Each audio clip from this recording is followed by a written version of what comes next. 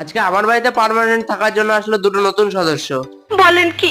আসলে আজ বেশ কিছুদিন ধরে ভাবছিলাম যে কিছু অন্য রকমের প্রাণী পোষা যাক, কিন্তু সেটা হতে লাগবে ফ্যামিলি ফ্রেন্ডলি, আর সে যেন অল্প একটু জায়গার মধ্যে থাকতে পারে। তাই আর কি এইসব বিষয় নিয়ে চর্চা করার জন্য আমি সোজা দাদার কাছে ফোন করলাম। দাদা পুরো বিষয়টা শুনে বললো যে আমি 2 ঘন্টার মধ্যে আসছি। 2 hours later.